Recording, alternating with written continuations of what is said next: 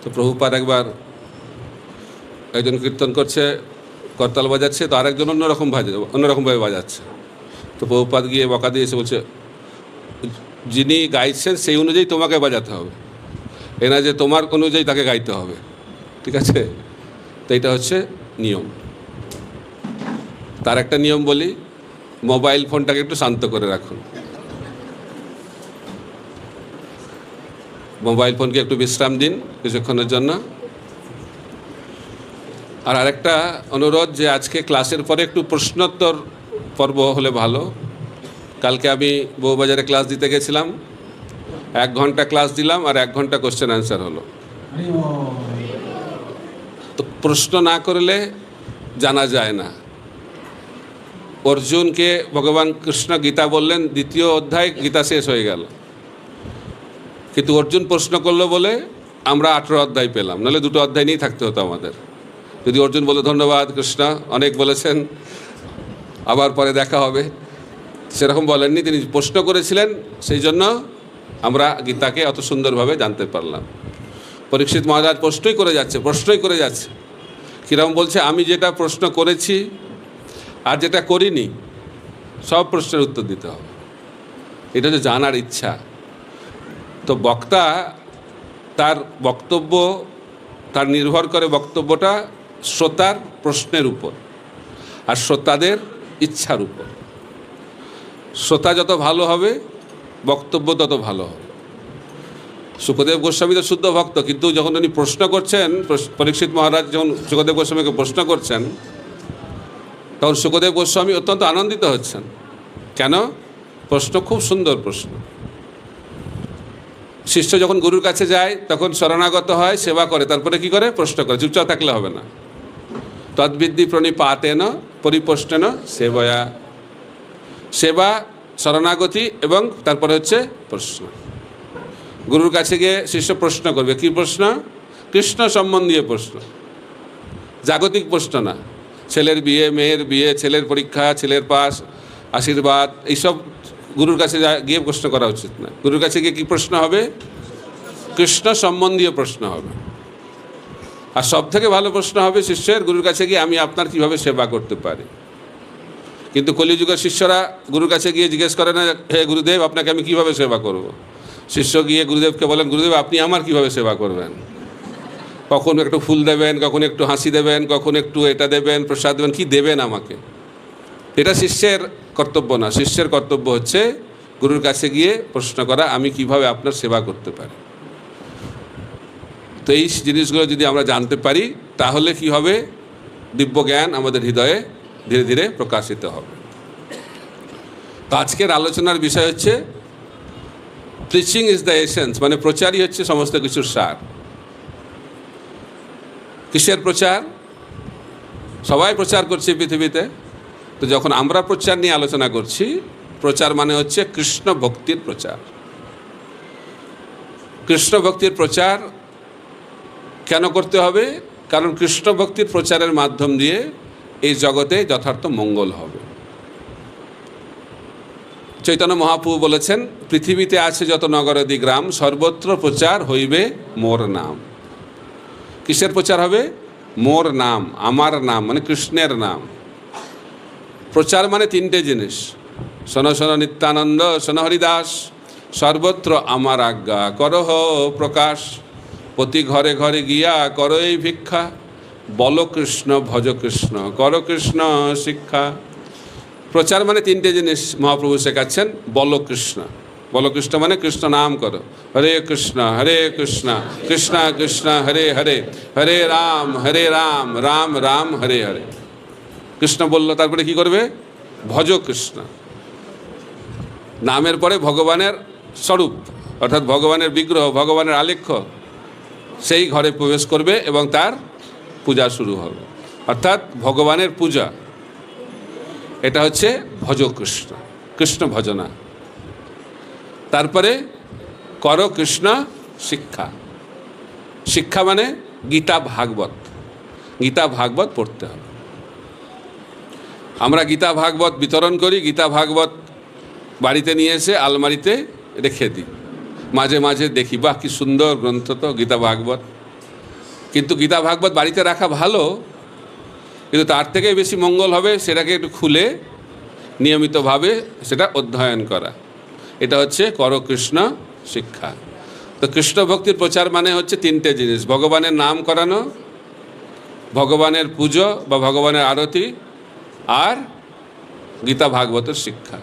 এই তিনটে জিনিস যদি আমরা মানুষকে দিতে পারি তাহলে সেটা হচ্ছে কৃষ্ণ ভক্তির প্রচার। বোঝা যাচ্ছে?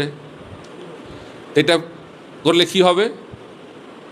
এটা করলে মানুষ তার যে কৃষ্ণ ভাবনামৃত সেটা লাভ করবে এবং এই বদ্ধ দশা থেকে মুক্ত হয়ে কৃষ্ণ প্রেম লাভ করে ভগবত ধামে ফিরে যাবে।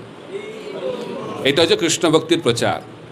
কৃষ্ণ ভক্তির প্রচার মানে বদ্ধ জীবকে মুক্ত অবস্থা প্রদান করা, আর মুক্ত অবস্থা মানে তাকে কাম থেকে কৃষ্ণ প্রেমে উন্নীত করা। এই জগতের মানুষ এখন কামাসক্ত, সেই ব্যক্তিকে যদি আমরা প্রেমাসক্ত করতে পারি তাহলেই সেটি হচ্ছে প্রচার। কৃষ্ণ ভক্তির প্রচার মানে হচ্ছে মানুষকে কৃষ্ণ প্রেম প্রদান করা। এটা হচ্ছে কৃষ্ণ ভক্তির প্রচার। এখন প্রশ্ন হতে পারে, কৃষ্ণ ভক্তির প্রচার আমরা কেন করব? প্রচার বলা হচ্ছে প্রচার করো প্রচার করো, কেন করব? বললেই করতে হবে নাকি? তো কৃষ্ণ ভক্তির প্রচার কেন করা উচিত? প্রথমে জানতে হবে আমরা হচ্ছি বৈষ্ণব। দু ধরনের বৈষ্ণব আছে। তার আগে বৈষ্ণবকে সেটা আমাদেরকে শিখতে হবে। তো বলা হচ্ছে বিষ্ণু ভক্ত হচ্ছে বৈষ্ণব, অর্থাৎ যারা হচ্ছে ভগবানের ভক্ত তারা হচ্ছে বৈষ্ণব।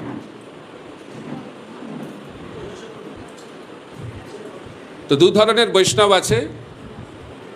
এক ধরনের বৈষ্ণব হচ্ছে ভজনানন্দী বৈষ্ণব, আর আরেক ধরনের বৈষ্ণব হচ্ছে গোষ্ঠানন্দী বৈষ্ণব।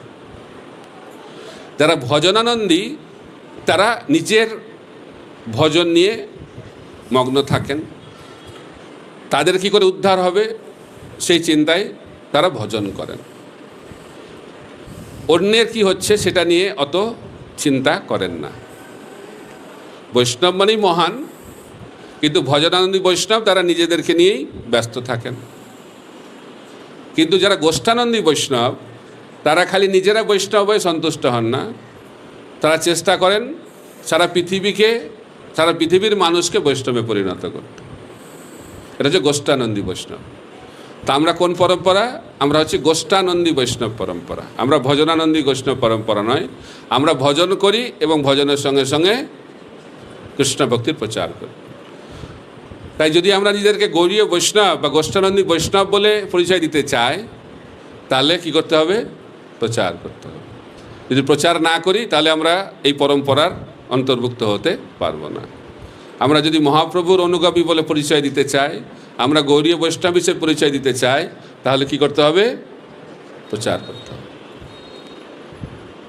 কারণ মহাপ্রভু নিজেই বলেছেন। মহাপ্রভু কি বলেছেন? যারে দেখো তারে কহ কৃষ্ণোপদেশ, আমার আজ্ঞায় গুরু হইয়া তারও এই দেশ। মহাপ্রভু বলছেন যে প্রত্যেককে গুরু হতে হবে। আমার আজ্ঞায় গুরু হইয়া তারও এই দেশ। প্রভুপাদ বলছেন প্রত্যেকটি শিষ্যের কর্তব্য একদিন গুরু হওয়া। প্রভুপাদ বলছেন ছাত্র সারা জীবন ছাত্র থাকে নাকি? কিছুদিন ছাত্র থাকে, তারপরে উপযুক্ত হওয়ার পরে সে শিক্ষকে পরিণত হয়। ঠিক একইভাবে একজন শিষ্য ভালো শিষ্য হওয়ার পরে ধীরে ধীরে সে গুরুর দায়িত্ব গ্রহণ করে। তাই মহাপ্রভু চাইছেন যারা ভারতবর্ষে জন্মগ্রহণ করেছেন, ভারত ভূমিতে হইল মনুষ্য জন্ম যার, জন্ম সার্থক করি করো পর উপকার। পর উপকার মানে হচ্ছে কৃষ্ণ ভক্তির প্রচার। তাই এটা হচ্ছে মহাপ্রভুর ইচ্ছা। খালি ইচ্ছা নয়, মহাপ্রভুর নির্দেশ। তো মহাপ্রভু আমাদেরকে প্রচার করতে বলছেন, তো সেই কারণে আমাদেরকে প্রচার করতে হবে। কৃষ্ণ বলছেন যে ভক্ত এই গীতার জ্ঞান প্রচার করে সেই ভক্তের মতো প্রিয় আমার কেউ ছিল না, আর ভবিষ্যতে হবে না। তা আপনারা কি কৃষ্ণের প্রিয় হতে চান? একটু হাত তুলে বলুন হরি বল। তাহলে সবাই চান। তো কৃষ্ণের যদি প্রিয় হতে চান, সব থেকে প্রিয়, তাহলে কি হবে? গীতার জ্ঞান মানুষকে বিতরণ করতে হবে। আর যদি না করেন তাহলে প্রিয় হতে পারবেন না। খালি হাত তুললে হরিবল করলেই তো হবে না, তার সঙ্গে সঙ্গে যেটা বলেছেন কৃষ্ণ সেটা করতে হবে। ছেলে বলছে, বাবা আমি তোমাকে খুব ভালোবাসি, কিন্তু তুমি যেটা বলো সেটা করি না, আমি আমার মতো থাকি, কিন্তু তোমাকে খুব ভালোবাসি। তা আমরা বলছি, কৃষ্ণ আমি তোমাকে খুব ভালোবাসি। তো ভালোবাসা মানে কি? যাকে আমি ভালোবাসি তার কথা শুনে চলি, এটা হচ্ছে ভালোবাসার লক্ষণ। আমি কথা শুনবো না আর বলবো যে ভালোবাসি, তার মানে এটা হচ্ছে আবেগ প্রবণতা, এটা ভালোবাসা না। তা আবেগের মাধ্যম দিয়ে কৃষ্ণকে সন্তুষ্ট করা যায় না, আবেগের মাধ্যম দিয়ে কৃষ্ণকে পাওয়া যায় না। ভক্তির মাধ্যম দিয়ে কৃষ্ণকে পাওয়া যায়। ভক্তি মানে কি? ভগবান যেটা বলছেন সেটা পালন করে। তাই ভগবান বলছেন আমার প্রিয় ভক্ত কি করে? কৃষ্ণ ভক্তির প্রচার করে, গীতা ভাগবতের শিক্ষাকে মানুষের কাছে পৌঁছে দেয়। তো সেই কারণে আমাদের কৃষ্ণ ভক্তির প্রচার করতে হবে। কারণ আপনারাই দুহাত তুলে বললেন যে আপনারা কৃষ্ণের প্রিয় হতে চান। যদি কৃষ্ণের প্রিয় হতে চান তাহলে কৃষ্ণ ভক্তির প্রচার করতে হবে। বুঝে যাচ্ছে? তারপরে গুরু মহারাজ একবার বলছিলেন কৃষ্ণ ভক্তির প্রচার করলে লাভও আছে, নিজেরও লাভ আছে। কীরকম লাভ? আমরা তো সবসময় দেখি যে আমার কী লাভ হবে, অন্যের তো লাভ হলো, উদ্ধার হলো, আমার কী লাভ হবে। তো উদাহরণ দেওয়া হচ্ছে, ধ্রুব মহারাজের মা, তার নাম হচ্ছে সুনীতি। তো সুনীতি ধ্রুবকে বলল যে তোমার যা ইচ্ছা সেটা যদি পূর্ণ করতে চাও তাহলে কে করতে পারবে সেটা পূর্ণ? ভগবান করতে পারবে। তখন ধ্রুব মহারাজ বলল, ভগবান কোথায় থাকে, কোথায় গেলে ভগবানকে পাবো? তো ধ্রুব মহারাজের মা বললেন, আমি শুনেছি মুনি ঋষিরা জঙ্গলে গিয়ে কৃষ্ণকে ভগবানকে পায়। তার মানে জঙ্গলেই থাকে মনে হয় ভগবান। ভগবান জঙ্গল খুব ভালোবাসেন, বন। কৃষ্ণ কোথায় আবির্ভূত হয়েছিলেন? মহাবন, বৃন্দাবন, গোকুল মহাবন। তারপরে রামচন্দ্র ভগবান কোথায় গেলেন? বনবাসে গেলেন। মহাপ্রভু কোথায় গেলেন? বনবাসে গেলেন, ঝাড়িখড় জঙ্গল। ভগবান বন খুব ভালোবাসেন, তাই মুনি ঋষিরা ভগবানকে খুঁজতে কোথায় যান? বনে যায়। প্রহ্লাদ মহারাজকে জিজ্ঞেস করছে ওনার বাবা হিরণ্যকশিপু, তুমি যে এত কিছু শিখেছো তার মধ্যে তুমি যেটা সব থেকে ভালো লেগেছে সেটা আমাকে বলো তো বাবা বাছা। তো বলছে, হে অসুর শ্রেষ্ঠ, বাবা বলছেন, আবার বলছে হে অসুর শ্রেষ্ঠ, আমি যেটা শিখেছি যারা এই পরিবার জীবনে আসক্ত রয়েছে তাদের কি করা উচিত? এই পরিবার ত্যাগ করে, গৃহত্যাগ করে বনে চলে যাওয়া উচিত। কাকে বলছে? হিরণ্যকশিপুকে। তো বনে যাওয়াটা অত্যন্ত গুরুত্বপূর্ণ। প্রভুপাদ বলছে কলিযুগে কিন্তু বনে না গেলেও চলবে, কারণ কলিযুগে আর বন নেই।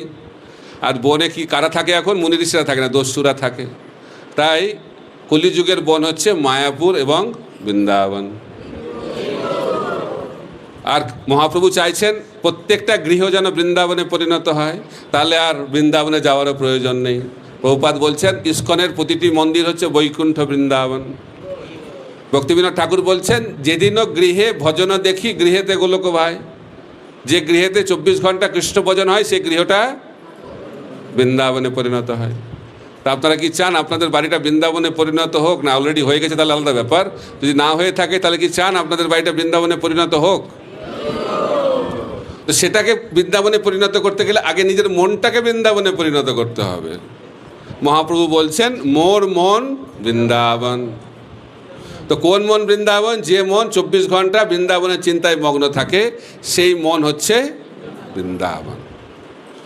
তাই লাভ কিসের লাভ? ধ্রুব মহারাজকে ওনার মা বললেন যে তুমি যদি ভগবানকে পেতে চাও বনে চলে যাও। তাই ধ্রুব মহারাজ কোথায় গেলেন? কোন বন?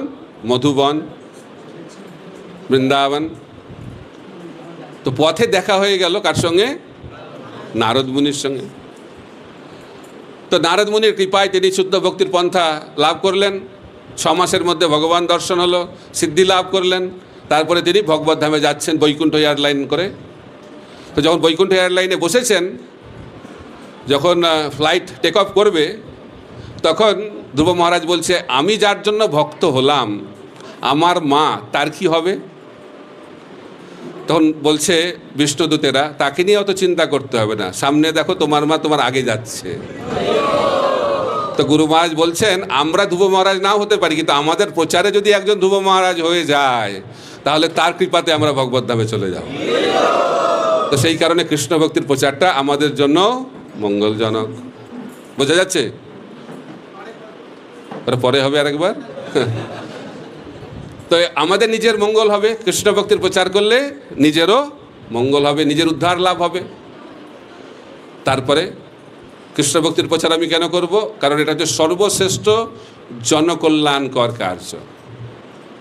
শিল ভক্তিসিদ্ধান্ত সরস্বতী ঠাকুর প্রভুপাদ বলছেন, হাজার হাজার লক্ষ লক্ষ হসপিটাল খুলে যে ফল পাওয়া যায়, যদি আমরা একটা বদ্ধ জীবকে কৃষ্ণ ভক্তি দিয়ে, কৃষ্ণ প্রেম দিয়ে ভগবত ধামে নিয়ে যেতে পারি, সেটা হচ্ছে তার থেকেও বেশি উন্নত সেবা। কারণ এই জগতে যতদিন থাকবো হসপিটালে যেতে হবে, তাই না? যেখানেই থাকুন না কেন রোগ হবে, জন্ম মৃত্যু জরা ব্যাধির চক্করে থাকতে হবে। তো সেই চক্র থেকে যদি আমরা মুক্ত হতে চাই, তাহলে আমাদেরকে কৃষ্ণ ভক্তি লাভ করে, কৃষ্ণ প্রেম লাভ করে ভগবত ধামে যেতে হবে।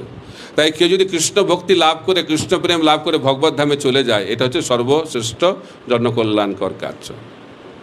প্রভুপাদ বলতেন, ইসকনটা হচ্ছে একটা হসপিটাল। কারণ লোকে ভাবে যে কী সেবা করে ইসকন, ইসকন তো কোনো সেবা করছে না আমাদের সমাজের, সমাজ সেবা। তো প্রভুপাদ শেখাচ্ছেন ইসকন সর্বশ্রেষ্ঠ সমাজ সেবা করছে। কেন? ইসকন হচ্ছে একটা হসপিটাল।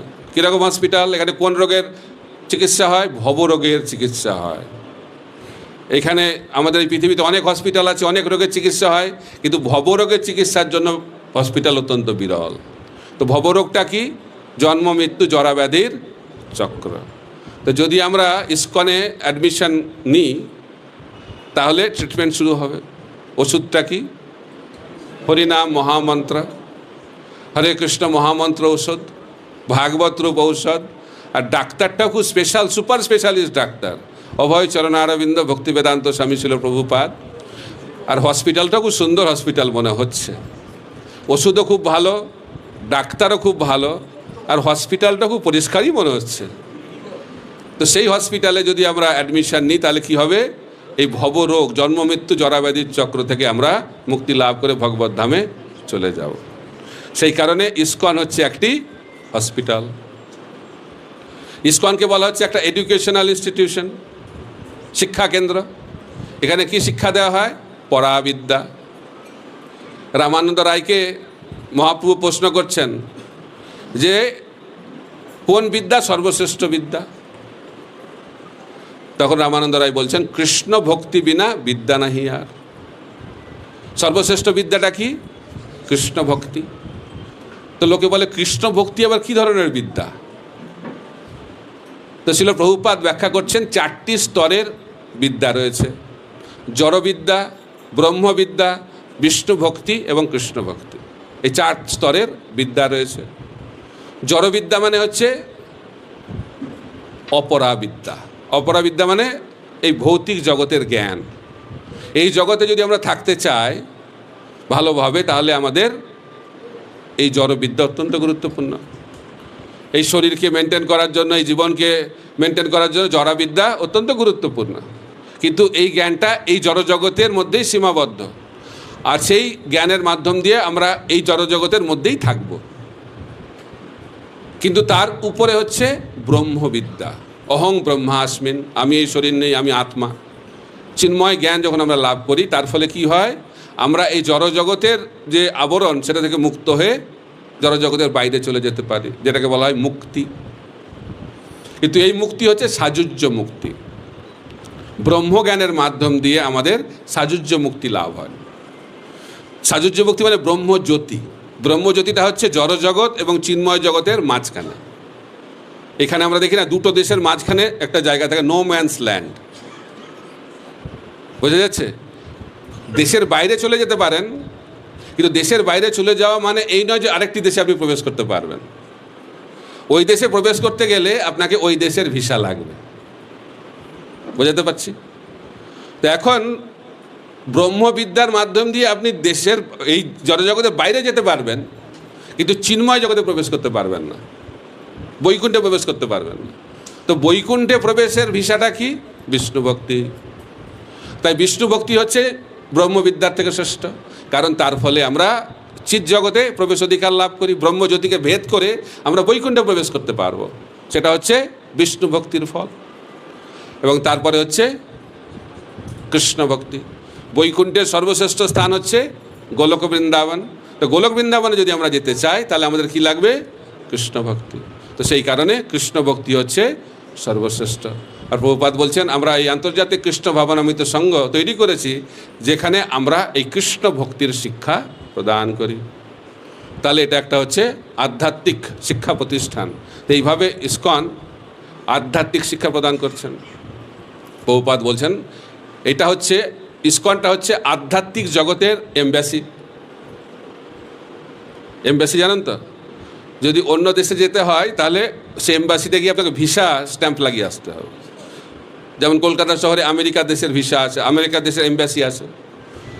তো যদিও এই এমব্যাসিটা, আমেরিকান এমব্যাসিটা কলকাতাতে রয়েছে, ভারতবর্ষে রয়েছে, কিন্তু ভারতবর্ষে থাকলেও এটা ভারতবর্ষের নয়, এটা হচ্ছে আমেরিকার অংশ। ঠিক একইভাবে প্রভুপাদ বলছেন ইসকন মন্দির যদিও এই জগতে রয়েছে, কিন্তু এই জগতে থাকলেও এটি চিন্ময়। আর এইখানে গেলে কি হবে? আমাদের বৈকুণ্ঠ পাসপোর্ট এবং বৈকুণ্ঠে যাওয়ার ভিসা লাভ হবে। এই জন্য এটা হচ্ছে একটা embassy, spiritual embassy, embassy of the spiritual world. এইভাবে আমরা যদি কৃষ্ণ ভক্তির প্রচার করি তাহলে এই জগতের মঙ্গল হবে, সবচেয়ে বেশি মঙ্গল হবে। প্রভুপাদ উদাহরণ দিতেন, একটা ছেলে হারিয়ে গেছে, বাবাকে ভুলে গেছে, বাবাকে ভুলে রাস্তায় রাস্তায় ঘুরে বেড়াচ্ছে, রাজার ছেলে। তো একজন দেখেছে ও ছেলেটা এভাবে ঘুরে বেড়াচ্ছে, তাকে কিছু টাকা দিয়েছে, খেতে দিয়েছে, তারপরে আবার তাকে একজন বাড়িতে নিয়ে এসেছে, তাকে পড়াশোনা করিয়েছে, প্রতিষ্ঠিত করিয়েছে, সবাই সেবা করছে।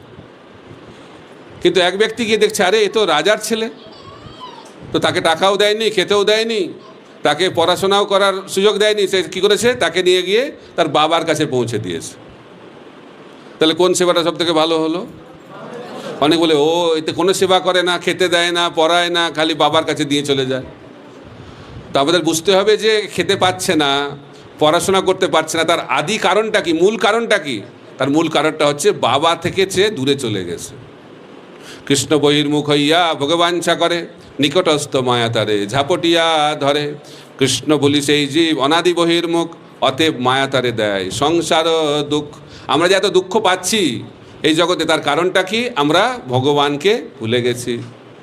কৃষ্ণ বিস্মৃতি হচ্ছে দুঃখের কারণ।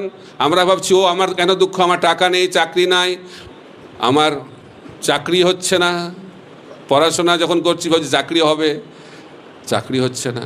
আর চাকরি হচ্ছে না বলে বিবাহ হচ্ছে না, কারণ চাকরি না হলে তো বিবাহ হয় না। খুব প্রবলেম, তাই না? একটা প্রবলেমকে সলভ করছি তো আর একটা প্রবলেম এসে যাচ্ছে, সমস্যাই সমস্যা। কিন্তু এগুলো সমস্যা নয়। শিলা ভক্তি সিদ্ধান্ত সরস্বতী ঠাকুর প্রভুপাদ বলছেন এই জগতে কোনো কিছুর অভাব নেই, একটা জিনিসেরই অভাব, কৃষ্ণ ভক্তির অভাব। এই অভাবটা যখন আমরা বুঝতে পারবো তখনই সমস্যার সমাধান শুরু হবে। তা না হলে একটা সমস্যার সমাধান হবে আর একটা এসে যাবে। আর সবাই ভাবছে যদি এইটা আমি সমাধান করে ফেলতে পারি তাহলে আমি সুখী হয়ে যাব, ঠিক না? যারা পড়াশোনা করছে ভাবছে যদি ফার্স্ট ক্লাস ফার্স্ট হয়ে যায় তাহলে জীবনটা একদম ফার্স্ট ক্লাস হয়ে যাবে। কিন্তু এমএতে ফার্স্ট ক্লাস ফার্স্ট হওয়ার পরে চাকরি পাচ্ছে না, চাকরি পাচ্ছে না, কি হবে তাহলে? খুব দুঃখ, বাবা মার দুঃখ। বাবা মায়েদের একটাই চিন্তা, ছেলে থাকলে ছেলে চাকরি না হলে খুব চিন্তা, আর মেয়ের বিয়ে না হলে খুব চিন্তা, খুব চিন্তা। যখন ছেলে পড়াশোনা করেছে এত, তাও চাকরি পাচ্ছে না, খুব চিন্তা। ছেলেও খুব দুঃখে আছে, কারণ বাবা মা তাকে আর অত ভালোবাসে না, এত টাকা পয়সা খরচা করে পড়াশোনা করিয়েছে। তোর বন্ধু এসে বলছে একটা চাকরি পাওয়া গেছে। কোথায় চাকরি? বন্ধু খুব খুশি, মানে বন্ধুর কথা শুনে এই বন্ধু খুব খুশি, বলছে কোথায় চাকরি? বলে চিড়িয়াখানাতে চাকরি। চিড়িয়াখানাতে আমার কী চাকরি? বলছে একটা শিম্পাঞ্জি ছিল চিড়িয়াখানাতে, শিম্পাঞ্জিটা মরে গেছে, আর মার্কেটে এখন শিম্পাঞ্জি পাওয়া যাচ্ছে না। তো এখন যে চিড়িয়াখানার কর্তৃপক্ষ তারা কী করেছে, শিম্পাঞ্জির চামড়াটা খুলে রেখেছে। তোমাকে প্রতিদিন গিয়ে সকালবেলায় শিম্পাঞ্জি সাজতে হবে আর সন্ধ্যেবেলায় ফিরে আসতে হবে। বলছে কোনো অসুবিধা নেই, মাইনে দেবে তো? বলছে হ্যাঁ ভালো মাইনে আছে। বলছে কোনো অসুবিধা নেই, শিম্পাঞ্জির সাথে যা কিছু সাজতে আমি রাজি আছি। তো চাকরি হয়ে গেছে, এখন খুব আনন্দ, চাকরি হয়েছে, চাকরি হয়েছে। কিন্তু চাকরি হলেও সেখানেও একটা সমস্যা। কি সমস্যা? যে খাঁচাতে শিম্পাঞ্জিটা থাকে তার পাশের খাঁচাতে বাঘ থাকে। ও আছে, বাবা রে বাবা, চাকরিটা ছিল, এত ভয় ছিল না চাকরি থাকার আগে। তখন চাকরি হওয়ার পর তো খুব ভয়, বারবার খালি চিন্তা হয় কখন জীবনটা যাবে, কখন জীবনটা যাবে। একদিন কি হয়েছে, যে চিন্তা করেছে ওরকম দেখছে যে বাঘের খাঁচাটা খোলা। তো বাঘ কি করেছে, তার খাঁচা থেকে বের হয়ে এই শিম্পাঞ্জির খাঁচায় ঢুকে পড়েছে। ঠিক আছে, দেখতে বসে গেল, তাহলে আবার জীবনটা এবার গেল। চাকরি তো পেলাম, কিন্তু এখন জীবনটা গেল। ভয়ে ভয়ে পেছোচ্ছে, দেওয়ালে পিঠ থেকে গেছে, আর কি করবে, আর তো পেছোতে পারছে না। এত যখন ভয়, তখন বাঘটা কথা বলতে শুরু করেছে। বাঘটা বলছে, আমি শুনেছি তুমি মাস্টার ডিগ্রি হোল্ডার, আমি পিএইচডি। তো এই তো চাকরি, তো যারা চাকরি আছে তাতেও সমস্যা, চাকরি না থাকলেও সমস্যা। তো চাকরি পেয়েছে কিন্তু বিয়ে হচ্ছে না। তখন বলছে, আমার তো জীবনে কোনো আনন্দ নাই। আর একটা বন্ধু এসে বলছে, আনন্দ কি করে হবে, একা একা কি আনন্দ পাওয়া যায়? ভগবান আনন্দ পাওয়ার জন্য 1 থেকে 2 হয়েছে, তো তুমিও 1 থেকে 2 হয়ে যাও। বাহ, ভালো বন্ধু তো 2 হয়েছে, 1 থেকে 2 হয়েছে, 2 থেকে 3 হয়েছে। কিন্তু তারপরে ভাবছে, বাবা রে বাবা, কেন বিবাহ করলাম, বিবাহের আগেই ভালো ছিল মনে হচ্ছে। তো প্রভুপাদ বলতেন, দিল্লি কা লাড্ডু জো খায়া ও ভি পস্তায়া, জো নেই খায়া ও ভি পস্তায়া। যাদের বিয়ে হয়নি তারা বলছে কেন বিয়ে হচ্ছে না, কেন বিয়ে হচ্ছে না। যাদের বিয়ে হয়ে গেছে তারা বলছে কেন বিয়ে হয়েছে, কেন বিয়ে হয়েছে। এটাই জগতের নিয়ম। কারণ কেউ এই জগতে সুখে থাকতে পারে না, কিন্তু ভাবছে যে আমি যদি ওরকম হতে পারতাম তাহলে সুখী হব। যারা ভারতে আছে ভাবছে আমেরিকায় গেলে সুখী হবে। যারা আমেরিকায় আছে যদি তারা ভাবছে সুখী যদি হতে হয় একটি জায়গা রয়েছে, ভারতবর্ষ। যাদের টাকা নাই তারা ভাবছে কবে টাকা হবে, আর যাদের টাকা আছে তারা ভাবছে কেন এত টাকা আছে। চিন্তা, ঘুম হয় না। আর অন্যভাবে রোজগার করলে তারও ঘুম হবে না, কখন ইনকাম ট্যাক্স এসে যাবে ডিপার্টমেন্টের লোক। তো সবাই চিন্তার মধ্যে রয়েছে, দুশ্চিন্তাময় জীবন। কেন? কারণ এটা হচ্ছে এই জগতের নিয়ম। কেউ এই জগতে সুখে থাকতে পারবে না। তাই যদি কাউকে আমরা সুখী করতে চাই, কাউকে আমরা যদি আনন্দিতভাবে জীবন কাটাতে দিতে চাই, তাহলে কি করতে হবে? কৃষ্ণ ভক্তি প্রদান করতে হবে। তো সেই কারণে কৃষ্ণ ভক্তির প্রচার হচ্ছে সব থেকে উন্নত জনহিতকর সেবা। বোঝা যাচ্ছে? প্রচার করলে আমাদের চরিত্রে দিব্য গুণাবলী প্রকাশিত হয়। বলা হচ্ছে যারা বৈষ্ণব তাদের চরিত্রে সদ্গুণাবলী প্রকাশিত হয়। যশাস্তি ভক্তির ভগবতী অকিঞ্চন সর্বই গুণস্তত্ত্ব সমাসতে সুরা হরাব অভক্তস্য কুত মহৎ গুণ মনোরথে না সতী ধাবত বই। শ্রীমদ্ ভাগবতে ব্যাখ্যা করা হচ্ছে যিনি অকিঞ্চন ভক্ত। অকিঞ্চন ভক্ত মানে নিষ্কাম ভক্ত। 2 ধরনের ভক্ত আছে, সকাম ভক্ত, নিষ্কাম ভক্ত। চৈতন্য চরিতামৃতে ব্যাখ্যা করা হচ্ছে কৃষ্ণ ভক্ত নিষ্কাম অতএব শান্ত, ভুক্তি মুক্তি সিদ্ধিকামী সকলেই অশান্ত। তো ভুক্তি মুক্তি সিদ্ধিকামী, কামনা বাসনা থাকলেই মনটা অশান্ত হবে। এই জগতে সবাই অশান্ত। কেন অশান্ত? কামনাপূর্ণ হৃদয়। হৃদয়ে কামনা বাসনা থাকলে মন অশান্ত থাকবে। আর যদি হৃদয় থেকে কামনা বাসনা চলে যায় তাহলে কি হবে? কৃষ্ণ ভক্ত নিষ্কাম অতএব শান্ত। তো নিষ্কাম মানে কি? ন ধনং ন জনং ন সুন্দরীং কবিতাং বা জগদীশ কাময়ে মম জন্মনি জন্মনেশ্বরে ভবতাৎ ভক্তির অহৈতুকিতই। এটি হচ্ছে নিষ্কাম ভক্তের লক্ষণ। তো যারা নিষ্কাম ভক্ত, অকিঞ্চন ভক্ত, তাদের চরিত্রে সমস্ত দেবতাদের গুণাবলী প্রকাশিত হয়। খালি দেবতাদের নয়, দেবতাদের মধ্যে যে গুণাবলীগুলো নেই সেই গুণাবলীও সেই বৈষ্ণবদের চরিত্রে প্রকাশিত হয়। তো এই শিক্ষা শ্রীমদ্ ভাগবতে দেওয়া হয়েছে। তাই আমরা যদি আমাদের চরিত্রে সৎ গুণাবলী প্রকট করতে চাই, তাহলে আচার্যরা শিক্ষা দিচ্ছেন কৃষ্ণ ভক্তির প্রচার। মহাপ্রভু কি শিক্ষা দিচ্ছেন? প্রতি ঘরে ঘরে গিয়া করো এই ভিক্ষা। প্রচারক মানে সে ভিক্ষুক। কি ভিক্ষা করে? বল কৃষ্ণ, ভজ কৃষ্ণ, কর কৃষ্ণ শিক্ষা। তো প্রচার করলে দৈন্যতা আসবে। কারণ অহংকার থাকলে আপনি অন্য ঘরে যেতে পারবেন নাকি? প্রচার মানে আপনাকে অন্যের কাছে যেতে হবে, আপনার কাছে আসবে না সে। প্রতি ঘরে ঘরে গিয়া করো এই ভিক্ষা। আমার ঘরে আসলে হবে না, আমাকে অন্যের ঘরে যেতে হবে। ভিক্ষা যারা করে তারা নিজের ঘরে লাখে নাকি লোকে আসে ভিক্ষা দিয়ে যান। ভিক্ষা করতে গেলে অন্যের জায়গায় যেতে হবে। তার জন্য দৈন্যতা দরকার। অহংকার থাকলে প্রচার হবে না। এটা হচ্ছে প্রচারকের যোগ্যতা। তাই প্রচার যখন আমরা করব, তখন আমাদের স্বাভাবিকভাবে এই সমস্ত গুণাবলী প্রকাশিত হবে। তো যাকে বলবেন কৃষ্ণ নাম করো, এই গ্রন্থটা গ্রহণ করুন, কেউ অনুকূলভাবে গ্রহণ করবে, কেউ শান্তভাব, আর কেউ ক্রোধান্বিত হবে, গালিমন্দ করবে।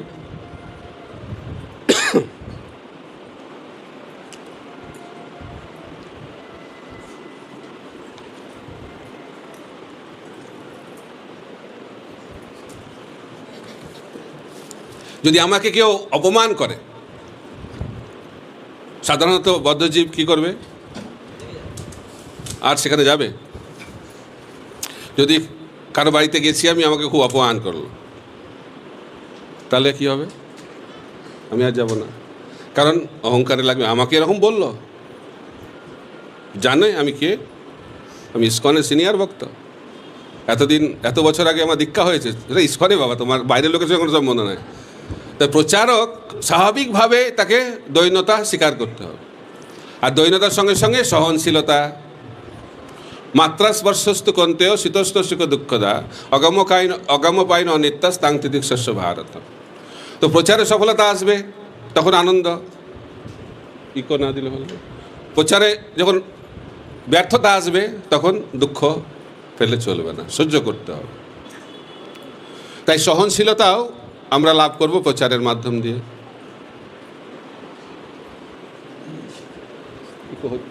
ইকো হচ্ছে না।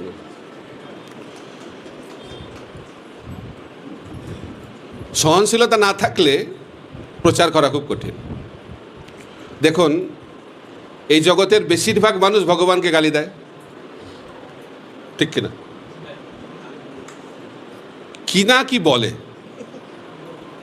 আর কবে থেকে বলছে? অনাদিকাল ধরে বলছে। আমাদেরকে তো একবার বললে তার আমি মুখ দেখব না, কিন্তু ভগবানকে এত গালিগালাজ করছে, এত অপমান করছে, এত খারাপ কথা বলছে, তা সত্ত্বেও ভগবান বলছেন পরিত্রাণায় সাধুনাং বিনাশায় চ দুষ্কৃতাম ধর্ম সংস্থাপনার্থায় সম্ভবামি যুগে যুগে। আমি আসবো, তুমি আমাকে যাই বলো না কেন, আমি আসবো। বাচ্চা যদি মাকে লাথি মারে, বাচ্চাকে কি মা ফেলে দেবে? বাচ্চা যদি মলমূত্র ত্যাগ করে মায়ের কোলে, মা কি তাকে ফেলে দেবে? তাই প্রতিটি জীবাত্মা হচ্ছে ভগবানের পুত্র। তাই আমরা ভগবানকে ফেলে দিতে পারি, কিন্তু ভগবান কখনো আমাদেরকে ফেলবে না। তাই বুঝতে হবে, আমাদের না যতটুকু কষ্ট হচ্ছে এই জগতে থাকার জন্য, আমাদের থেকে হাজার হাজার গুণে কষ্ট পাচ্ছেন কে? ভগবান স্বয়ং।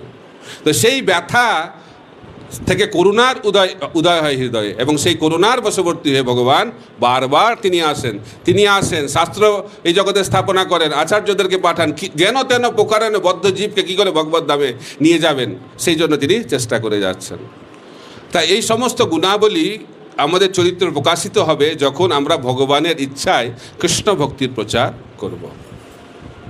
ঠিক আছে? তাই যদি আমরা সৎ গুণাবলী অর্জন করতে চাই, তাহলে কৃষ্ণ ভক্তির প্রচার অত্যন্ত গুরুত্বপূর্ণ। তারপরে আমরা যদি নিজেকে শুদ্ধ করতে চাই, শুদ্ধ ভক্ত হতে চাই, ভক্তিবিনোদ ঠাকুর বলছেন যে কৃষ্ণ ভক্তির প্রচার এটা হচ্ছে অভিদেয়, আর কৃষ্ণ ভক্তির প্রচার এটা প্রয়োজন। এই কৃষ্ণ ভক্তির প্রচার সেবা চিন্ময় জগতে আপনারা পাবেন না। তো এই প্রচার করার যে সেবা, এটা একমাত্র জড় জগতেই পাওয়া যায়। সেই কারণে এই সেবা ভগবানের অত্যন্ত প্রিয় এবং অত্যন্ত বিরল। তাই আমরা এই সুযোগকে যেন না হারাই, কারণ ভগবত ধামে চলে গেলে আর এই সেবা আর পাওয়া যাবে না। তো সেই কারণে আমাদের কৃষ্ণ ভক্তির প্রচার করা অত্যন্ত গুরুত্বপূর্ণ। ঠিক আছে? আরও অনেক কারণ আছে, সময় সীমিত। এখন কাকে প্রচার করব? কাকে প্রচার করব? কেউ ভাবছে যে আমি গৃহস্থদেরকে প্রচার করব, কেউ ভাবছে যে আমি ইউথকে প্রচার করব, কেউ ভাবছে আমি বস্তিতে প্রচার করব, কেউ ভাবছে আমি জেলে গিয়ে প্রচার করব। কাকে প্রচার করব? বলা হচ্ছে প্রত্যেককে প্রচার করতে হবে। যারে দেখো তারে কহো কৃষ্ণ উপদেশ, আমার আজ্ঞায় গুরু হইয়া তারও এই দেশ। কাউকে বাদ দেওয়া চলবে না। মহাপ্রভু বলছেন একা মালাকার আমি কাহা কাহা যাব। তো মহাপ্রভু বলছেন এই কৃষ্ণ প্রেম ফল সবাইকে দিতে হবে, প্রত্যেককে দিতে হবে, কেউ যেন বাদ না যায়। তাই বলছে আমি যদি একলা বিতরণ করি তাহলে কেউ পাবে, কেউ পাবে না, এটার ভয় রয়েছে। তাই যদি আমরা সকলেই এই কৃষ্ণ ভক্তির প্রচার করি তাহলে সবাই এই কৃষ্ণ প্রেম ফল পেয়ে যাবে। আর কৃষ্ণ প্রেম ফল পেলে আর এই জগতের ফল খাওয়ার জন্য আর আসতে হবে না। তাই কৃষ্ণ প্রেম ফলটা বিতরণ করা অত্যন্ত গুরুত্বপূর্ণ, প্রত্যেককে বিতরণ করতে হবে। প্রভুপাদ চাইছিলেন এই পৃথিবীটা বৈকুণ্ঠে পরিণত হোক। তিনি চেয়েছেন প্রত্যেকটা ভক্ত যেন, প্রত্যেকটা মানুষ যেন কৃষ্ণ ভক্তে পরিণত হয়। আর মহাপ্রভুর কৃপা কার কাছে বেশি তাড়াতাড়ি যায়? যারা বেশি পতিত। নিত্যানন্দ প্রভু প্রচার শুরু করলেন কাকে দিয়ে? জগাই মাধাইকে দিয়ে। হরিদাস ঠাকুর ভাবছে কি পাল্লাই পড়েছি আমি, কারণ নিত্যানন্দ প্রভুর প্রিচিং পার্টনার হচ্ছে হরিদাস ঠাকুর। হরিদাস ঠাকুর তো ভজনানন্দী, ভজনে ব্যস্ত থাকেন এবং সঙ্গে সঙ্গে কৃষ্ণ ভক্তির প্রচার করেন। তো বলা হচ্ছে সনাতন গোস্বামী হরিদাস ঠাকুরকে বলছেন যে কেউ প্রচার করে কেউ আচার করে, কিন্তু হরিদাস ঠাকুর আপনি দুটোই করেন, তাই আপনি হচ্ছেন আচার্য। এখন নিত্যানন্দ প্রভু ভাবছে যদি জগাই মাথায়কে ভক্ত বানিয়ে দেওয়া যায় তাহলে আর আমাদের প্রচার করতে হবে না বেশি, কারণ ও দুজনকে দেখে ভয়ে সবাই ভক্ত হয়ে যাবে। কারণ জগাই মাথায় এমন চরিত্র, তাদের নাম শুনলে অবস্থা খারাপ হয়েছে তো নবদ্বীপবাসী লোকেদের। ওই দিক দিয়ে যদি জগাই মাথায় আসে তারা ওই দিক দিয়ে পালিয়ে যাবে, এত মানে তাদের প্রতাপ। ব্রাহ্মণ কুলে জন্ম, আবার নাম হচ্ছে জগদানন্দ আর মাধবানন্দ, খুব ভালো নাম। বলছে এই নাম দিয়ে কি আর এই কাজ করা যায়, নামটা বদলাতে হবে। তো ভাবছেন না যে আমাদেরই খালি নাম বদলায়, সবার নাম বদলায়। তো কাজের জন্য উপযুক্ত নাম প্রয়োজন। তাই জগনানন্দ মাধবানন্দ বলে এই নাম দিয়ে আমাদের এই কাজটা হবে না, তো নামটা বদলাতে হবে। তাই জগনানন্দ হয়ে গেল জগায় আর মাধবানন্দ হয়ে গেল মাধায়। বলছে বাহ, এখন ভালো নাম। আর তো ব্রাহ্মণ তো প্রতিদিন সকালে শাস্ত্র পড়ে, শাস্ত্র পড়ে লেখে কোন পাপটা কীরকম। তার সব থেকে যেটা জঘন্য পাপ, ব্রেকফাস্টের পরে সেই কাজ শুরু করে, সেবা। এইভাবে ত্রাহি ত্রাহি করে দিয়েছে গোটা নবদ্বীপ শহরকে। তো যমরাজ ভাবছে যে এরা মরলে কোথায় রাখবো এদেরকে, কোন নরকে রাখবো? এই জগতে হয় না যারা বড় বড় ক্রিমিনাল সরকারি চিন্তা হয় কোন জেলে রাখবো, যে জলে যাবে সে জেলে তো উৎপাত শুরু করবে, কাউকে থাকতে দেবে না ওখানে। তো ভাবছে যে একে কোন নরকে রাখবো, নতুন নরক বানাতে হবে মনে হয়। আর চিত্রগুপ্তর যে কম্পিউটার ফাইল সব ভরে গেছে, আর জায়গা নেই, এত পাপ করেছে, লেখার আর জায়গা নেই। তো সেই জগাই মাধাইকে নিত্যানন্দ প্রভু উদ্ধার করে ফেললেন। এটা হচ্ছে মহাপ্রভুর কৃপা, নিত্যানন্দ প্রভুর কৃপা। তাই গেলে তো মানুষকে উদ্ধার করলেন। হরিদাস ঠাকুর বলছেন যে উচ্চস্বরে জপ করলে খালি মানুষ না, যারা বলতে পারে না তারা উদ্ধার পাবে। তো সেটা প্রমাণ করলেন চৈতন্য মহাপ্রভু যখন ঝাড়খণ্ডের জঙ্গল দিয়ে গেলেন। বাঘকে, হাতিকে, আর কাকে, হরিণকে, গাছকে, পাখিকে, ঝাড়খণ্ডের যত ধরনের প্রজাতি ছিল সবাইকে কৃষ্ণ ভক্তে পরিণত করলেন।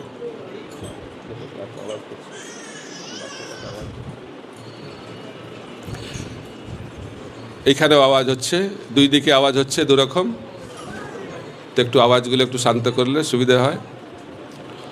তো এখন ঝাড়খণ্ডের জঙ্গল দিয়ে যখন মহাপ্রভু যাচ্ছেন তো সবাই উদ্ধার পেয়ে গেছে। বিস্তারিতভাবে বর্ণনা করেছেন কৃষ্ণদাস কবিরাজ গোস্বামী চৈতন্য চরিতামৃত গ্রন্থে। তো মহাপ্রভু 4 বছরের একটি মেয়ে, তার নাম হচ্ছে নারায়ণী, শ্রীবাস ঠাকুরের ভাইজি, তাকে মহাপ্রভু বলছেন হরি নাম করো, হরে কৃষ্ণ বলো, হরে কৃষ্ণ কৃষ্ণ কৃষ্ণ হরে হরে, হরে রাম রাম রাম হরে হরে। নারায়ণী কৃষ্ণ প্রেম লাভ করে ভূমিতে কি হয়েছে, মূর্ছিত হয়ে পড়ে গেছে, কৃষ্ণ প্রেম লাভ করেছে। যখন মহাপ্রভু দক্ষিণ ভারতে যাচ্ছেন, রাস্তা দিয়ে যাচ্ছেন, মহাপ্রভু সেই অপূর্ব রূপ দর্শন করে গ্রামবাসীরা এসেছেন কয়েকজন দেখতে মহাপ্রভুকে। মহাপ্রভু বলছেন হরি বল, হরি বল, হরি বল। তারা হরিনাম করছে আর মহাপ্রভু এত খুশি হয়ে গেছে, মহাপ্রভু তাদেরকে প্রেমালিঙ্গন দিয়েছে। আর প্রেমালিঙ্গন দেওয়ার সঙ্গে সঙ্গে তাদের কৃষ্ণ প্রেম লাভ হয়ে গেছে।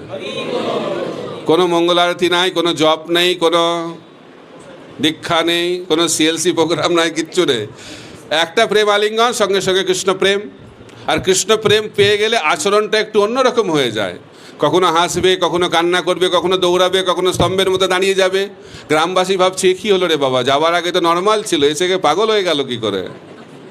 তারা তো জানে না কৃষ্ণ প্রেমে পাগল হয়েছে, তারা দেখতে এসছে, মজা দেখতে এসছে, কী ব্যাপার। তো তাদেরকে যখন দেখতে এসে তারা ওদেরকে বলছে হরি বল, হরি বল, হরি বল। পুরো গ্রাম কৃষ্ণ ভক্তে পরিণত হয়ে গেছে, নামট্ট প্রচার। বোঝা গেল? তো পাশের গ্রামের লোকেরা ভাবছে এই গ্রামের কি হলো রে বাবা, সবাই পাগল হয়ে গেল কি করে, চল দেখে আসি। তো দেখতে এসছে, ছোঁয়াচে রোগ। এখানে যে এসছে, এরা এসে এই গ্রামের লোকেদের কাছে এসছে যখন, তখন তারা বলছে হরি বল, হরি বল, হরি বল। তারাও কৃষ্ণ প্রেম লাভ করে ফেলেছে, তারা গ্রামে ফিরে গেছে, তাদের সংস্পর্শে পুরো গ্রাম কৃষ্ণভক্ত হয়ে গেছে। এইভাবে কৃষ্ণদাস কবিরাজ গোস্বামী বলছেন, গ্রামের পর গ্রাম, শহরের পর শহর, নগরের পর নগর, পুরো দক্ষিণ ভারত কৃষ্ণভক্তে পরিণত হয়ে গেছে। বোঝা যাচ্ছে কাকে প্রচার করতে হবে? সবাইকে প্রচার করতে হবে।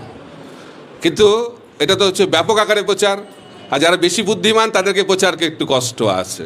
উদাহরণ সার্বভৌম ভট্টাচার্য, 7 দিন লাগলো, 7 দিন ধরে শুনছে। সার্বভৌম ভট্টাচার্য বলছে যে মহাপ্রভুকে আমাকে একটু শিক্ষা দিতে হবে। কি শিক্ষা? বেদান্ত শিক্ষা দিতে হবে। এত অল্প বয়সে সন্ন্যাস নিয়েছে, সন্ন্যাস ধর্ম রক্ষা করবে কি করে যদি বেদান্ত না জানে? এ তো ভাবুকের মতো নিত্য কীর্তন করে, এটা সন্ন্যাসীর আচরণ নয়। সন্ন্যাসীর আচরণ হচ্ছে বেদান্ত অধ্যয়ন। আমি তাকে বেদান্ত শিক্ষা দেব। তো মহাপ্রভু পার্শ্বরা তো খুব রেগে গেছে, ভাবছে কী বলছে, জানে না মহাপ্রভু ভগবান। অনেক বিস্তারিত আলোচনা রয়েছে। মহাপ্রভু বলছে কেন তোমরা এরকম চিন্তা করছো? উনি তার বাবার মতো, উনি চান যে আমার সুরক্ষা হোক। তা আমি যদি বেদান্ত ওনার কাছ থেকে শিখি, অসুবিধা কোথায়? 7 দিন ধরে বেদান্ত শুনছেন চৈতন্য মহাপ্রভু। কার কাছ থেকে? সার্বভৌম ভট্টাচার্যের কাছ থেকে। 7 দিন হয়ে যাওয়ার পরে দেখছে যে আরে এই মহাপ্রভু তো কিছু বলছে না, চুপচাপ আছে, ঘুমাচ্ছে না, চুপচাপ শুনছে। তো যখন সবাই চুপচাপ থাকে তখন শিক্ষক তারা ভাবে বুঝতে পারলো কি পারলো না। কিচ্ছু না বুঝলে চুপচাপ থাকে, আর সব বুঝলে চুপচাপ থাকে। তখন কি হয়েছে? তখন মহাপ্রভুকে জিজ্ঞেস করেছে সার্বভৌমভট্টাচার্য, আরে তুমি কি বুঝতে পারছো আমি যেটা বললাম? বলছে হ্যাঁ, বেদান্ত সূত্রের শ্লোক তো সূর্যের মতো জ্যোতির্ময়, বুঝতে পারছি, কিন্তু আপনার ব্যাখ্যাটা বুঝতে পারছি না। কীরকম অপমান চিন্তা করুন। তাৎপর্য কেন লেখা হয়? শ্লোকটা যাতে আরও ভালো বোঝা যায়, তাই জন্য তাৎপর্য লিখতে হয় না? তো মহাপ্রভু কী বলছেন? শ্লোকটা আমি ঠিকঠাক বুঝতে পারছি, জ্যোতির্ময় শ্লোক, কিন্তু আপনার ব্যাখ্যাটা এই শ্লোকের যে মানেটা, অর্থটাকে ঢেকে দিচ্ছে। ঠিক যেভাবে মেঘ সূর্যকে ঢেকে দেয়, ঠিক একইভাবে আপনার ব্যাখ্যা বেদান্ত সূত্রের শ্লোককে আচ্ছাদিত করছে। অপমানিত হয়ে গেছে। তারপরে মহাপ্রভুকে বলছে আপনি আত্মারাম শ্লোক ব্যাখ্যা করুন। মহাপ্রভু বলছেন আগে আপনি করুন। তো সার্বভৌম ভট্টাচার্য অপূর্বভাবে ব্যাখ্যা করেছে, 9 রকমভাবে আত্মারাম শ্লোকের ব্যাখ্যা।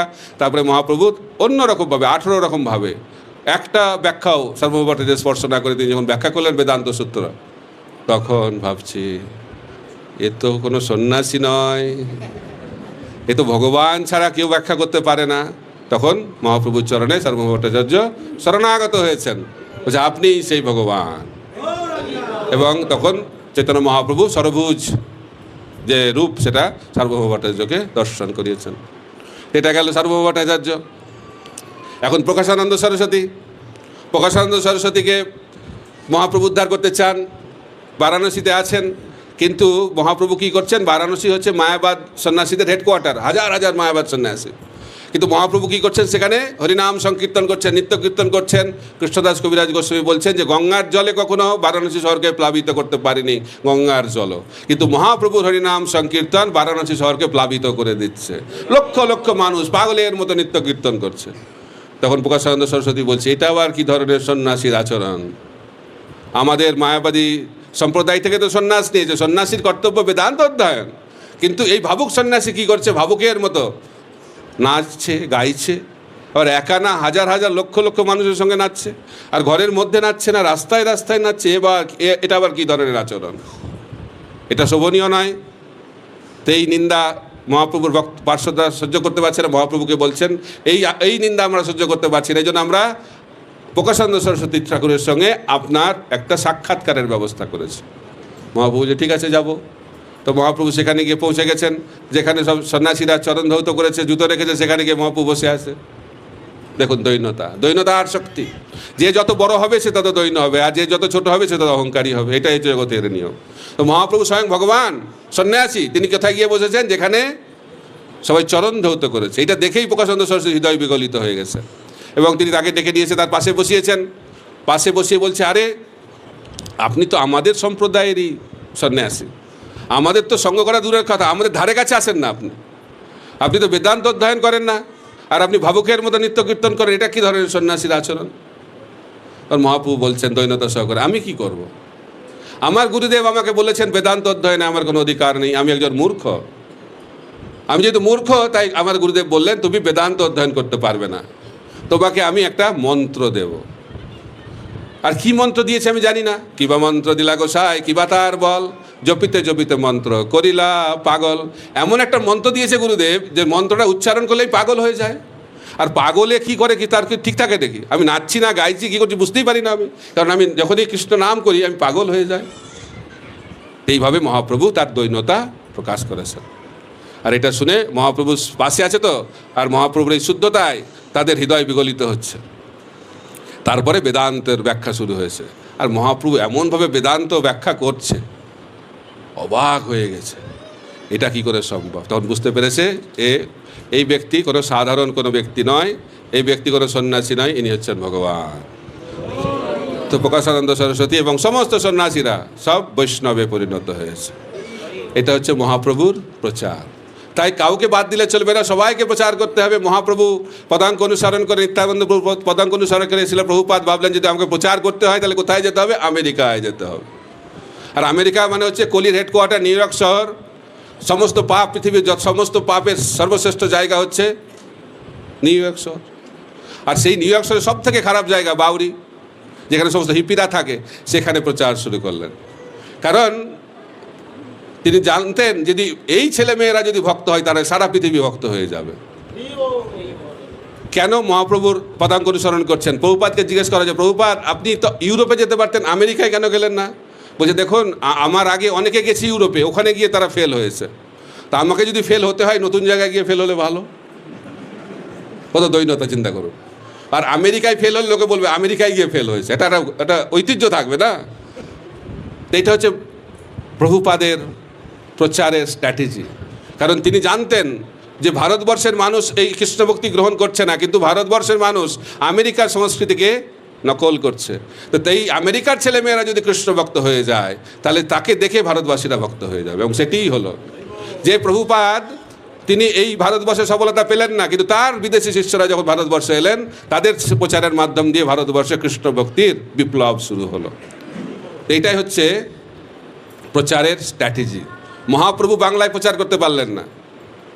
মহাপ্রভু তো বাংলা ছেড়ে চলে এলেন কোথায়?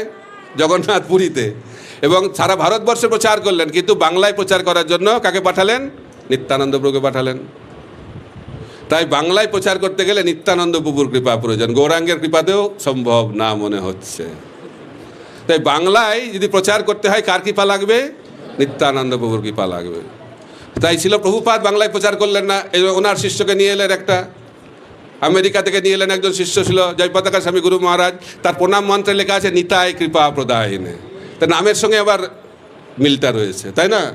কার্যের মিল রয়েছে। কারণ বাংলায় প্রচার করতে গেলে কার কৃপা লাগবে? নিতাই কৃপা। তাই নিতাই কৃপা প্রদায়িনে হচ্ছে বাংলার প্রচারের চাবিকাঠি। কারণ নিত্যানন্দ প্রভু তিনি কীভাবে প্রচার করেছেন? মহাপ্রভু তো প্রেম আলিঙ্গন দিয়ে ভক্ত বানিয়েছে। নিত্যানন্দ প্রভু সেটা প্রেম আলিঙ্গনের প্রয়োজন নাই। নিত্যানন্দ প্রভু যখন পানিহাটিতে রাঘব পণ্ডিতের ঘরে হরিনাম সংকীর্তন করছে, লক্ষ লক্ষ মানুষ জমায়েত হয়েছে, ছোটো জায়গা, বসার জায়গা নেই, দাঁড়ানোর জায়গা নেই, তো সব গাছে উঠে গেছে, গাছও ভর্তি, গাছের পাতায় বসে আছে, লেখা আছে পাতায় পাতায় ভক্তরা বসে আছে। আর নিত্যানন্দ প্রভু তাকাচ্ছে, খালি প্রেম দৃষ্টিপাত করছে, আর সবাই কৃষ্ণ প্রেমে পাগল হয়ে ভূমিতে পতিত হয়ে যাচ্ছে। এটা হচ্ছে নিত্যানন্দ প্রভুর প্রচার শক্তি। তো এইভাবে আমাদের পূর্বতন আচার্যরা চৈতন্য মহাপ্রভু, নিত্যানন্দ প্রভু এইভাবে ব্যাপকভাবে প্রচার করেছেন, যাতে করে পৃথিবীর প্রত্যেকটা মানুষ কৃষ্ণভক্ত হতে পারে। তাই কাকে আমরা প্রচার করব? যারে দেখো তারে কহ কৃষ্ণ উপদেশ। যাকে সুযোগ পাবো তাকেই কৃষ্ণ ভক্তির প্রচার করব। কোথায় প্রচার করব? কোন জায়গায়? অনেকে ভাবে আমার ঘরে করব, না আমার গ্রামে করব, না আমার শহরে করব, না বিদেশে করব, কোথায় করব? সব জায়গায় করতে হবে। যেখানে প্রচার অনুকূল সেখানেই প্রচার করতে হবে। শিল প্রভুপাদ বলছেন, আমি ভারতবর্ষে অনুকূল পরিবেশ পেলাম না, এই জন্য আমেরিকায় চলে গেলাম, সেখানে পরিবেশ অনুকূল, সেখানে প্রচার করলাম। চৈতন্য মহাপ্রভু বাংলা ছেড়ে চলে গেলেন কোথায়? সারা ভারতবর্ষে প্রচার করলেন। নিত্যানন্দ প্রভু বাংলায় প্রচার করলেন। আর প্রহ্লাদ মহারাজকে কোথায় প্রচার করা হলো? নারদমুনি মাতৃগর্ভে প্রচার করলেন। ঠিক আছে, নারদমুনি তো কোথাও বাঁধছে না, সারা পৃথিবী প্রচার করছে। এবার ছেলে মায়ের গর্ভে আছে তাকেও ছাড়ছে না নারদমুনি। তো নারদমুনি প্রহ্লাদকে প্রচার করলেন মাতৃগর্ভে।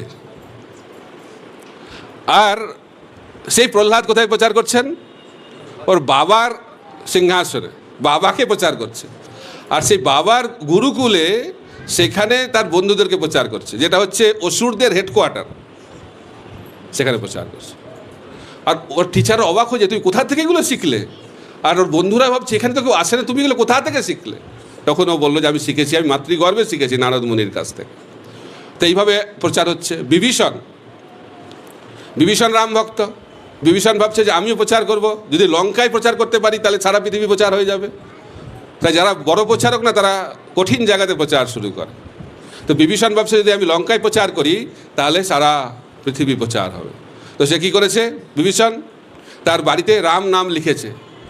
আর সেই খবর পৌঁছে গেছে কার কাছে? রাবণের কাছে। রাবণ তো অত্যন্ত ক্রোধান্বিত হয়েছে, আমার শত্রুর নাম লঙ্কাতে লিখছে আমার ভাই, তার বাড়িতে এত সাহস।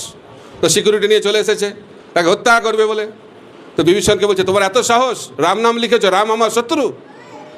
তো বিভীষণ অত্যন্ত বোকার মতো বলছে, আরে রাম আপনার শত্রু, কী ব্যাপার? আমি তো বুঝতে পারছি না, তুমি জানো না রাম আমার শত্রু? বলছে এই রাম তো সেই রাম নয়। বলছে এটা আবার কী ধরনের? আমি তো একটাই রামকে জানি, আমার শত্রু রাম। বলছে না, এটা হচ্ছে অন্য রাম। তো এটা কোন রাম? বলছে রা মানে হচ্ছে রাবণ, ম মানে হচ্ছে মন্দোদরি। বলছে বাহ, ভালো তো, এটা তো আগে আমি জানতাম না। তো এই নাম তো আগে যদি জানতাম তাহলে তো খুব ভালো হতো। ঠিক আছে, খালি তুমি এইখানে কেন লিখছো? সারা লঙ্কায় রাম নাম লিখে দাও। রামচন্দ্র ভগবান কি যা। এটা হচ্ছে প্রচারের বুদ্ধি। এই বুদ্ধি কোথা থেকে আসছে? ভগবানের থেকে আসছে। তেষাং সতত যুক্তানাং ভজতাম প্রীতিপূর্বকম দদামি বুদ্ধি যোগম তম যেন মম পূজান্তিতে। তাই যদি ইচ্ছা থাকে ভগবান বুদ্ধি দেবে। নাহলে আমরা ভাবছি ও কী করে করব, স্বামী বাধা দিচ্ছে, স্ত্রী বাধা দিচ্ছে, বাবা মা বাধা দিচ্ছে, এই প্রতিকূল ওই প্রতিকূল, এই করে জীবনটা কেটে যাবে, প্রচার আর হবে না। প্রচারে বাধা থাকবে, বাধা হলেই না প্রচার। ও নিন্দা করে। প্রভুপাদ কীভাবে বলছে? প্রভুপাদ বলছে নিন্দা করছে মানে কিছু আমরা করছি। কাদেরকে মানুষ নিন্দা করে? যারা কিছু করে। আর যারা কিছু করে তাদেরকে আর কি নিন্দা করবে? নিন্দা করতে কিছু নাই। তো প্রভুপাদকে বলছে, প্রভুপাদ যে ইসকনকে ব্যান করে দিচ্ছে আমেরিকায়, তো কেস করে দিয়েছে সুপ্রিম কোর্টে, বলছে এটা ব্রেন ওয়াশিং মুভমেন্ট, সবাই ব্রেন ওয়াশ করছে। প্রভুপাদ বলছে ব্রেনে নোংরা থাকলে ওয়াশ করলে ভালো তো, কিন্তু কি করা যাবে, এখন কেস হয়ে গেছে। বলে চিন্তা করো না অত, ভক্তরা খুব চিন্তায়। কিন্তু প্রভুপাদ বলছে কোনো চিন্তা নেই, কোর্টে যাবে, ভাগবত নিয়ে যাবে কোর্টে, আমার গ্রন্থ নিয়ে যাবে, জাজ প্রশ্ন করলে ভাগবত থেকে উত্তর দেবে, আর কোর্ট রুমটাকে ভাগবতম ক্লাসে পরিণত করে দাও।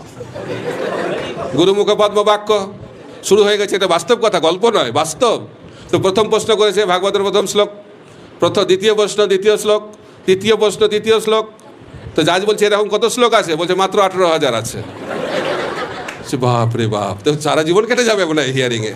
তখন সেই জাজ তার বন্ধুকে প্রশ্ন করেছে যে ভারতের সংস্কৃতি নিয়ে পড়াশোনা করেছে, ফিলোসফি নিয়ে পড়াশোনা করেছে, জিজ্ঞেস করেছে এই যে স্বামীজি হরেকৃষ্ণ আন্দোলন, এটা কি বোনাফাইড? বলছে হ্যাঁ, এটা হচ্ছে বোনাফাইড।